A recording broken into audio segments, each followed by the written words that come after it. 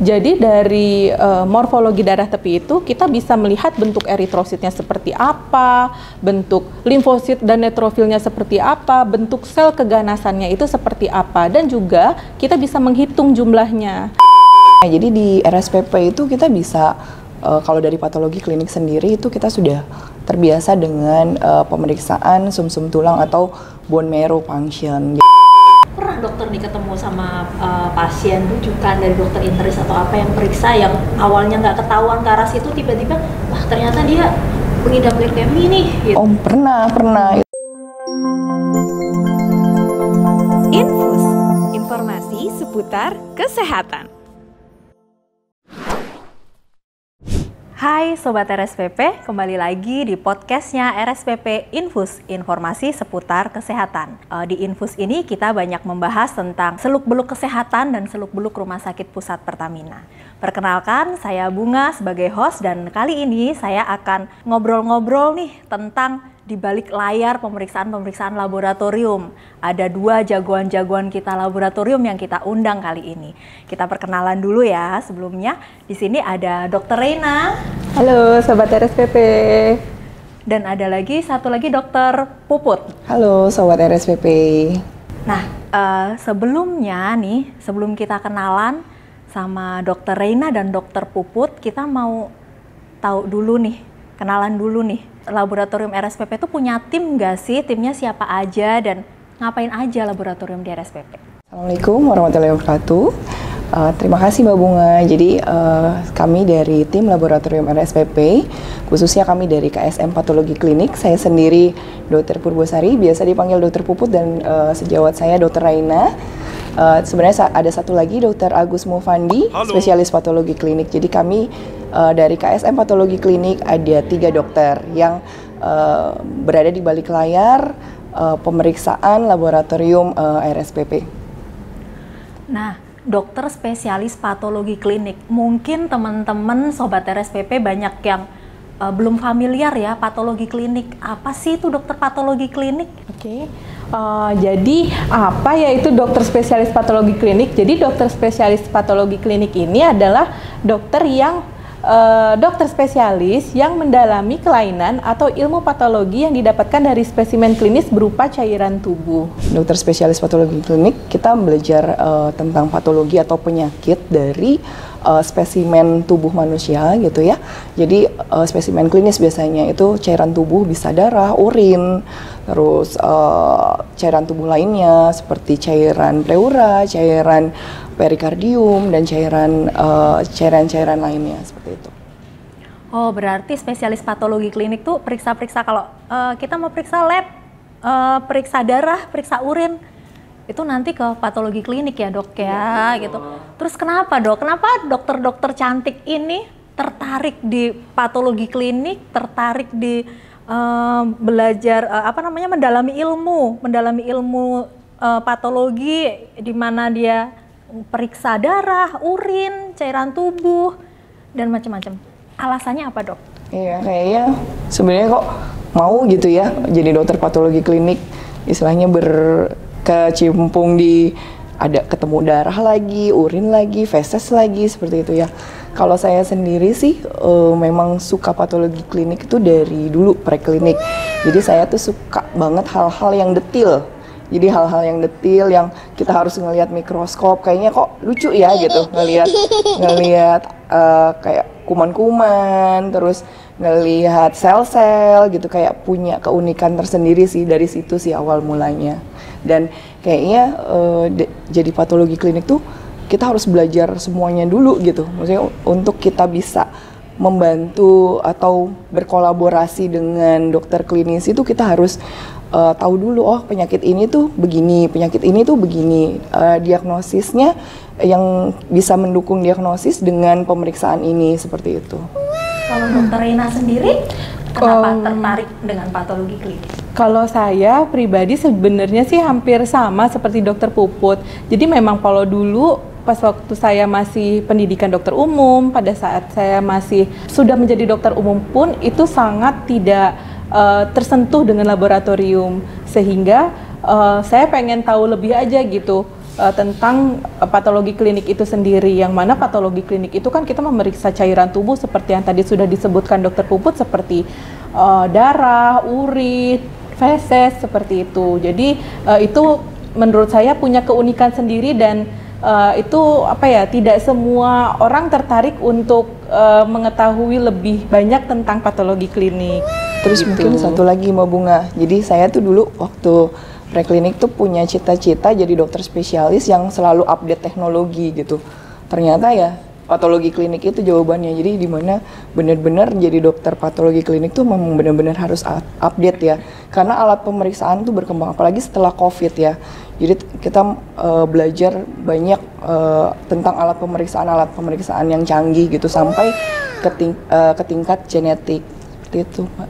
Wah, berarti memang laboratorium itu ngikutin banget perkembangan. Betul, ya dok, dari yang dulu jadi nggak mungkin boleh manual, gaptek kitanya. nggak boleh gaptek. Jadi ini dokter-dokter ini high end juga gitu kan. Harus teknologinya harus diupdate terus, Harus update, ilmunya harus betul. update terus. Jadi dari yang dulu mungkin masih manual banget, sekarang udah banyak alat canggih. Iya, dan udah harus otomatis. otomatis banyak, dan harus tetap menjaga kualitas pemeriksaan ya dok ya. Iya, apalagi di RSPP ya, kita dituntut untuk bisa melayani banyak pasien dengan berbagai latar belakang, dan kita juga kan kita sudah bekerja sama dengan Mayo juga, jadi mau nggak mau ya kita harus sesuai dengan tuntutan internasional, seperti itu Mbak.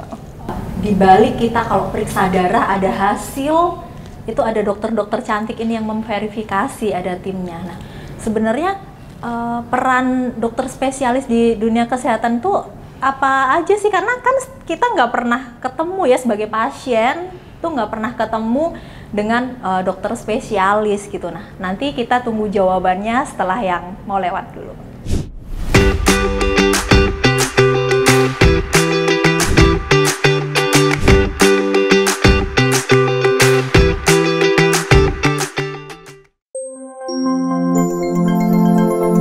Infus, informasi seputar kesehatan. Hai, kembali lagi kita di segmen 2 Infus, informasi seputar kesehatan. Masih penasaran kan tentang laboratorium? Nah, sebenarnya di instalasi laboratorium itu ada apa aja sih? Ada apa aja nih dokter nih di instalasi laboratorium? Oke, jadi di instalasi laboratorium RSPP itu ada dokternya jelas, ada dokter patologi kliniknya, ada dokter patologi anatomi, dan dokter mikrobiologi klinik. Itulah dokter-dokter yang ada di instalasi patologi laboratorium Rumah Sakit Pusat Pertamina. Dan juga ada analis-analis kita yang super hebat, jadi emang kita jadi satu kesatuan ya, juga tim administrasi dan lain sebagainya itu semua udah siap siaga 24 jam untuk melayani pasien-pasien RSPP yang membutuhkan layanan laboratorium 24 jam. Wah, lengkap juga ya ternyata ya. Ini aku ada yang penasaran juga nih dokter. Ada patologi klinik, ada patologi anatomi. Bedanya apa sih secara umum aja biar orang-orang taunya kan dokter laboratorium aja gitu. Sebenarnya kalau klinik menangani apa, kalau patologi anatomi menangani apa? Oke, jadi kalau misalnya dokter patologi klinik, dia itu memeriksa seluruh cairan tubuh manusia. Jadi seperti darah, urin, feses. Nah, sedangkan kalau misalnya patologi anatomi, itu dia fokus untuk pemeriksaan jaringan-jaringan tubuh, misalnya jaringan-jaringan tumor, jaringan kanker. Nah, untuk patologi anatomi dia fokus terhadap jaringan-jaringan seperti itu. Untuk kelainan jaringan ya dok. Jadi kalau misalnya ada yang ada benjolan atau apa, sampelnya Betul. dibawa itu ke patologi anatomi. Betul banget Mbak Bunga, betul. Jadi misalnya pos operasi ya, itu jaringannya akan dibawa ke patologi anatomi. Jadi khusus nanti dilihat apakah ada kelainan atau patologi di jaringan tersebut gitu. Kalaupun ada, apakah itu bentuknya inflamasi ataupun sel-sel kanker gitu. Jadi dibedakannya di patologi anatomi. Jadi banyak ya dok ya yang ada di laboratorium itu ada banyak yang dilibatkan. Nah, sekarang peran dari spesialis patologi klinik sendiri itu apa sih? Baik, jadi peran dari dokter spesialis patologi klinik itu sendiri adalah kami berkolaborasi dengan dokter-dokter klinisi yang juga berhubungan langsung dengan pasien dalam menentukan diagnosisnya, dan juga selain itu juga kami juga berperan atau berkolaborasi dengan klinisi dalam monitoring penyakit pasien, monitoring terapi pasien, bahkan juga memprediksi dari penyakit pasien itu sendiri, seperti itu. Iya, juga seringkali kita membantu membantu dan berkolaborasi dengan klinisi itu untuk menentukan pemeriksaan apa sih yang tepat untuk pasien ini. Jadi selain efektif juga efisien gitu. Jadi pasien itu tidak mengeluarkan banyak biaya untuk berbagai macam pemeriksaan, karena biasanya kami akan menyarankan kepada klinisi untuk pemeriksaan ini dilakukan supaya dapat menentukan diagnosis lebih cepat. Jadi tersingkir tuh diagnosis banding dari pasien dengan pemeriksaan yang tepat. Oh gitu, jadi misalkan dari klinisi saya nih disuruh pemeriksaan darah lengkap, ternyata ditemukan sesuatu, itu nanti dari dokter spesialis patologi klinik nanti memberikan saran ke dokter klinisinya ya, misalkan ke internis, ini harus periksa lanjutan nih untuk periksaan ini, seperti itu ya, jadi biar diagnosanya akan lebih tepat dan lebih lurus, jadi dari sisi pasien juga tidak mengeluarkan banyak biaya ya. Betul. Jadi kayak misalnya anemia ya yang sering terjadi di pasien gitu. Nah, itu kita lihat. Jadi kita lihat anemianya bagaimana nih sel darahnya gitu. Sel darahnya apakah kecil-kecil gitu ya. Kita bilangnya mikrositik. Nah, apakah pucat atau hipokromik. Nah, dari situ baru kita mengarahkan pemeriksaan lanjutan selain pemeriksaan darah rutin atau darah lengkap, misalnya pemeriksaan morfologi darah tepi ataupun pemeriksaan status besi pasien. Dan biasanya kita juga kita hitung tuh untuk indeks-indeks untuk menyingkirkan diagnosis banding dari anemia tersebut. Nah, ngomongin soal pemeriksaan nih, alurnya gimana sih dok pemeriksaan di laboratorium itu dok? Kita kan taunya nih sebagai pasien ya cuma datang ke laboratorium, diambil darah ada hasil. Nah, gimana dok itu alur pemeriksaan laboratorium, bisa diceritakan? Jadi pasien nanti datang nih ke laboratorium, nanti ada pendaftarannya dulu untuk pemeriksaan laboratoriumnya. Nanti petugasnya akan melihat pemeriksaan apa saja yang dimintakan oleh dokter klinisinya, lalu pasien akan diambil darahnya, sehingga terus lalu habis itu darah pasien ini nanti akan dibawa ke laboratorium sesuai dengan permintaan yang dimintakan oleh dokter spesialis atau dokter yang memintakan pemeriksaan labnya. Nah, lalu di laboratorium kita ini kan ada beberapa sub laboratorium lagi. Ada kimia, ada darah, ada hematologi, ada imun dan selain-lainnya itu. Nah, nanti kita cocokkan kemana atau pemeriksaan apa saja yang dimintakan oleh dokter atau klinisi ini, sehingga sampel-sampelnya tadi itu nanti akan dibawa ke laboratorium atau sublab sesuai dengan pemeriksaannya. Jadi pemeriksaan tadi sudah dijelaskan juga. Jadi memang kita prosesnya panjang ya untuk bisa sampai keluar hasil gitu. Tapi kita sendiri juga punya tenggat waktu nih, tenggat waktu kapan pemeriksaan tersebut harus selesai. Nah, untuk prosesnya sendiri tuh ada, kalau kita bilang pra-analitik. Jadi pra itu sebelum, analitik itu sebelum dianalisis. Nah, pra-analitik itu kita harus concern di situ karena 80% hasil dari pemeriksaan laboratorium itu tergantung dari pra-analitik itu, proses pra-analitik. Jadi pra-analitik itu apa? Yaitu seperti kondisi pasien. Jadi kondisi pasien apakah ada riwayat penggunaan obat, terus ada riwayat infeksi sebelumnya atau yang lainnya, termasuk identitas ya, itu termasuk dalam komponen pra-analitik karena sampel itu kita perlakukan seperti pasien itu sendiri. Jadi kita nggak boleh tuh, haram hukumnya kalau kita sampai salah identitas. Karena kan kalau kita salah identitas, pasti kita akan salah terapi. Akhirnya misinformasi ke klinisi, bahkan mungkin bisa menyebabkan harm. Jadi di proses peranalitik ini seringkali kita terjadi kesalahan. Jadi sampai 80% error itu memang disebabkan oleh peranalitik, termasuk dari cara pengambilan sampel dan distribusi sampel gitu. Jadi itu sangat kita perhatikan. Nah, untuk analitiknya sendiri yaitu yang proses di alat. Jadi di saat running di alat itu ataupun kita baca, kalau memang pemeriksaan manual itu adalah pemeriksaan analitik. Nah, kalau post analitik itu adalah proses verifikasi kita, validasi. Jadi kadang ada yang, kalau yang sudah tahu patologi klinik, yang kerja kan cuma mesinnya doang gitu. Enggak ya, kita nggak kayak gitu. Jadi sebelum kita validasi, kita harus memastikan dulu nih kualitas alat kita, karena yang kita jual adalah mutu pemeriksaan. Jadi kita harus pastikan alat-alat kita itu memang secara kualitinya itu terkontrol, dan memang kalau di RSPP sendiri ya memang kita ada pemeriksaan dengan yang kita harus kita bilang uji profisiensi. Jadi kita dibandingkan dengan hasil pemeriksaan yang ada mungkin di Indonesia atau peer groupnya ya, kita bilang peer groupnya. Jadi kita punya alat apa, kita bandingkan dengan alat-alat lain di tempat-tempat lain. Nah, hasil kita seperti apa nih gitu, sama nggak, valid nggak gitu. Itu. Berarti itu salah satu menjaga kualitas juga. Betul. Ya, dan memastikan bahwa hasilnya itu adalah valid. Betul. Itu dengan cara itu tadi. Betul. Ya dok ya. Jadi bukan cuma alatnya aja gitu.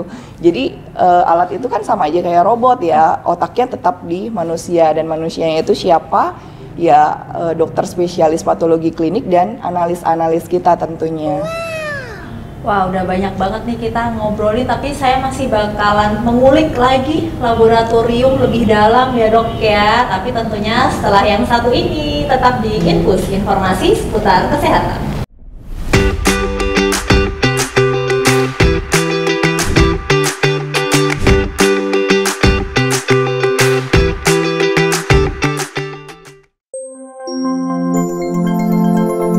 Infus, informasi seputar kesehatan. Nah, kita masuk ke sesi ketiga untuk podcast Infus, informasi seputar kesehatan. Kita masih mau ngobrol banyak nih tentang laboratorium ya dok ya. Tadi sempat disinggung nih dok tentang anemia. Bagaimana dia screeningnya, pemeriksaannya. Nah, saya pernah dengar untuk leukemia dok. Untuk leukemia itu untuk dari patologi klinik sendiri, dari laboratorium sendiri, apa sih yang diperiksa dan bisa nggak itu diperiksa di laboratorium RSPP? Terus dokter sendiri pernah nggak menemukan kasus itu? Oke. Jadi untuk leukemia itu sendiri biasanya untuk umum atau awam itu biasanya disebut kanker darah ya. Nah, leukemia itu sama dengan kanker darah, dan leukemia itu jenisnya itu sangat banyak sekali.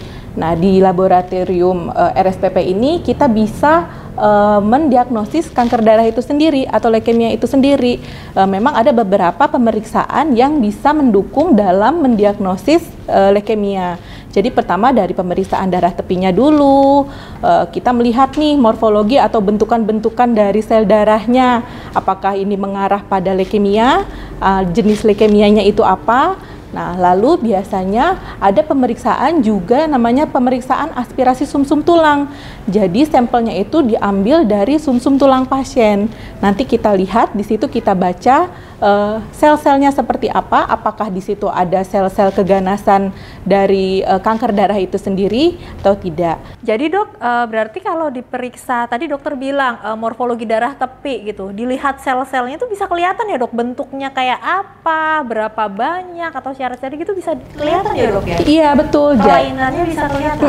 Iya betul. Jadi dari morfologi darah tepi itu kita bisa melihat bentuk eritrositnya seperti apa, bentuk limfosit dan neutrofilnya seperti apa, bentuk sel keganasannya itu seperti apa, dan juga kita bisa menghitung jumlahnya. jumlah sel-sel keganasannya ada berapa, jumlah yang normalnya ada berapa. Nah, dari situ nanti ada pemeriksaan lagi nih, namanya pemeriksaan aspirasi sumsum tulang. Jadi sampelnya itu diambil dari sumsum tulang pasien, lalu kita baca nanti sama seperti darah tepi, hanya beda. Kalau darah tepi itu kan dari pemeriksaan darah pasien. Kalau misalnya sumsum tulang dari sumsum tulang pasien. Yang dilihat nanti adakah di situ sel keganasan, terus berapa jumlahnya bisa kita lihat dari sumsum tulang itu.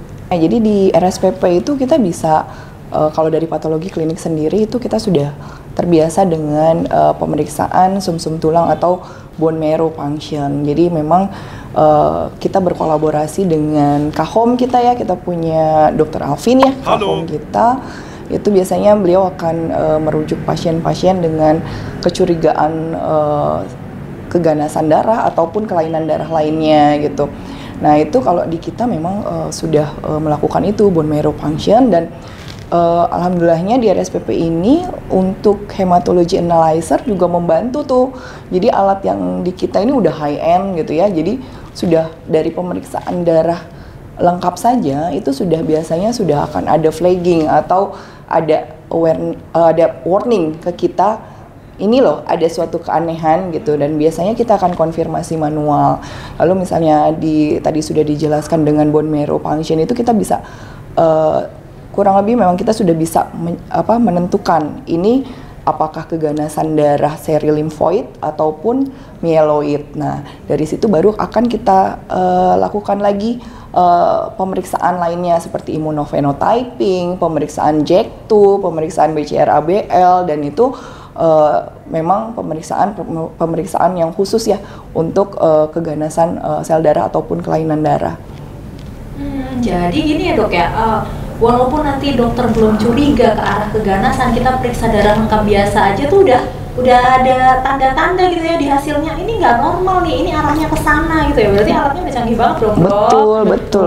Jadi di sini kita bisa tahu kan ya, kan kita ada nilai referensi, nilai normal misalnya. Jadi tadi kan bingung nih, dari tadi limfosit apa sih, neutrofil apa sih. Jadi sel darah kita tuh macam-macam ya, ada sel darah merah dan sel darah putih. Nah, sel darah merah ya eritrosit, sel darah putih ya neutrofil, limfosit, monosit, basofil, dan eosinofil. Nah, masing-masing sel darah putih itu kalau ada keganasan ya dia akan berubah bentuk ataupun memperbanyak diri gitu. Jadi itu akan biasanya kalau memang sudah kondisinya memang sudah leukemi, sel-sel imatur dari seri-seri sel darah putih itu akan keluar di darah tepi gitu, ataupun dari eritrosit sendiri sebenarnya juga ada keganasan di seri eritrosit. Jadi nanti itu biasanya akan terlihat nih di bone marrow tadi gitu, Mbak. Pernah dokter nih ketemu sama pasien rujukan dari dokter internis atau apa yang periksa yang awalnya nggak ketahuan ke arah situ, tiba-tiba wah ternyata dia mengidap leukemia nih gitu. Oh, pernah. Itu bahkan kami sampai ke konsul ya untuk ke Mayo Clinic. Nah, itu malah ditemukannya di MCU, Mbak, gitu. Jadi pasien dengan tidak ada keluhan apa-apa gitu, tapi kita curiga kok limfositnya banyak. Lalu kita lakukan pemeriksaan manual, kita curiga sel limfositnya kok terlalu banyak dan bentuknya sedikit abnormal. Lalu kita lakukan bone marrow. Kami dari patologi klinik memberi saran ke Kahom untuk dirujuk ke Kahom, dan dari Kahom sepakat untuk melakukan bone marrow function, dan akhirnya kita lakukan, dan memang kita lakukan pemeriksaan lanjutan dan itu terdiagnosis leukemia. Salah satu keuntungan medical check up ternyata sampai bisa yang tadinya kita nggak ada keluhan apapun, ternyata ada sesuatu yang harus segera ditangani, dan itu emang penting banget. Kita harus cek sedini mungkin dan segera periksa sedini mungkin untuk benar-benar bisa mengetahui diagnosa penyakit ya. Iya betul, jadi nggak usah nunggu sakit ya Mbak Bunga ya. Iya dokter, selama ini dokter kan laboratorium kliniknya ini laboratorium di rumah sakit. Pastilah hasilnya itu ada yang ngaco-ngaco, yang aneh-aneh gitu. Itu gimana tuh dok?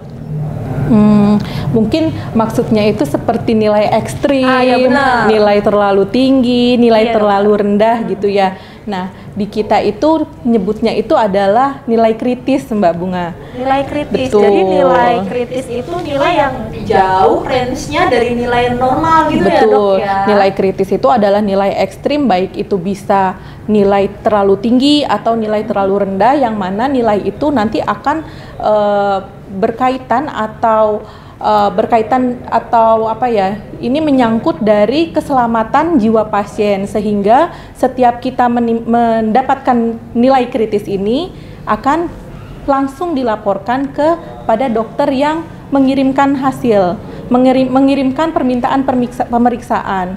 Langsung kita hubungin dokternya kalau misalnya nilai kritisnya ternyata sekian gitu. Misalnya nilai kritis hemoglobin sekian, itu harus terlapor kurang dari 30 menit. Jadi secepat mungkin, Mbak. Bener dok. Tuh saya pernah mengalami sendiri tuh, teman saya lagi hamil, dia periksa di sini juga, periksa begitu ketahuan HB-nya ternyata cuma 7, dari pihak laboratorium langsung telepon. Oh, jadi itu salah satu cara penanganan biar nggak kebablasan ya dok ya. Jadi tetap pasien tetap dalam pemantauannya tetap aman gitu. Betul. Ya. Karena ini juga kan menyangkut tindakan pasien, manajemen pasien selanjutnya apa nih? Nah, karena pasien juga membutuhkan atau menunggu hasil dari laboratoriumnya. Jadi kalau misalnya ada nilai kritis seperti tadi, itu kurang dari 30 menit harus segera dilaporkan.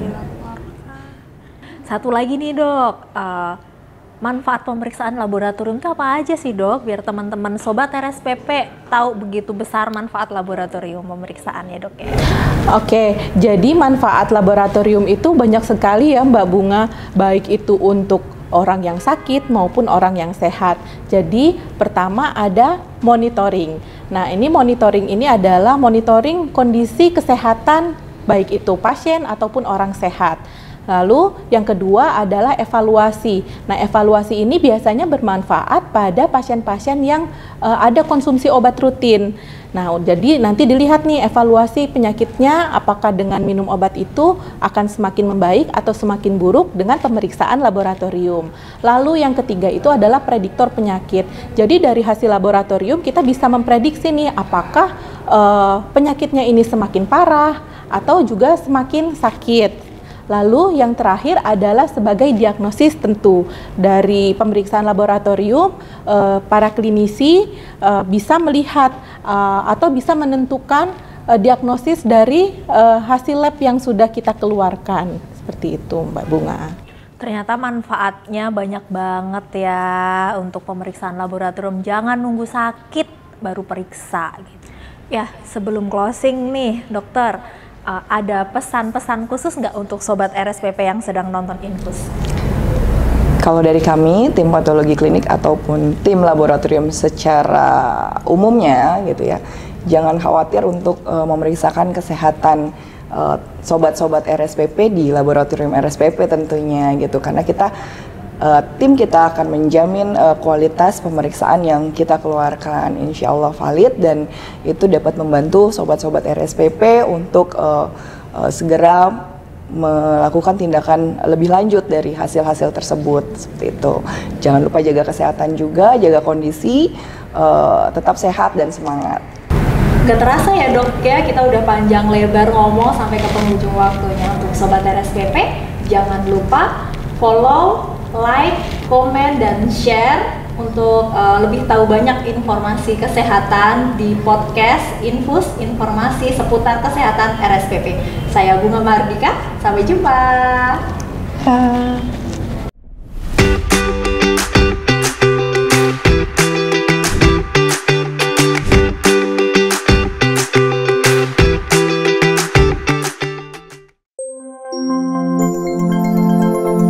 Infus, informasi seputar kesehatan.